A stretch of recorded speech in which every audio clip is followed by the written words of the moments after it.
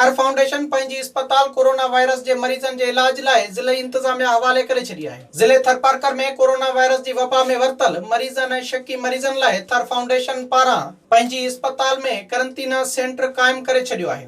9 कमरनि ते मुश्तमिल सेंटर में मरीजन जी ज़रूरत जूं शयूं पिणु मौजूद आहिनि। मदीन कैंट जे brigadier Salman, deputy commissioner doctor Shahzad Fahim, additional DHO Tharparkar doctor Govardhan isolation मर्कज़ जो दौरो कयो ऐं सहूलतुनि जो जाइज़ो वरितो। उन मौके ते थर फाउंडेशन जे मैनेजर मोहसिन बबर वफ़द खे ब्रीफिंग ॾींदे ॿुधायो त कोरोना वायरस वबा खे मुंहुं ॾियण लाइ थर फाउंडेशन पारां बैनुल अक़वामी मयार खे साम्हूं रखंदे हर मुमकिन सहूलत सां लैस करंटीना सेंटर क़ाइम कयो वियो आहे। उन मौके ते ॻाल्हाईंदे ब्रिगेडियर सलमान चयो त थर फाउंडेशन जे करंटीना सेंटर ॾिसी तमामु ख़ुशी थी आहे। DC थर शहजाद फहीम चयो त कोरोना वायरस खां बचाव लाइ ज़िले जा समूरा स्टेक होल्डर्स हिक सुफ़े ते आहिनि ऐं उन वबा खे मुंहुं ॾियण लाइ गॾियल कोशिशूं वठी रहिया आहियूं। दौरे दौरान पाक आर्मीअ जो कर्नल ख़ालिक, असिस्टेंट कमिश्नर नहीद मीरानी ऐं ॿिया पिणु मौजूद हुआ। विज़िट कयो अवामी आवाज़ मीडिया ग्रुप जी वेबसाइट awamiawaz.pk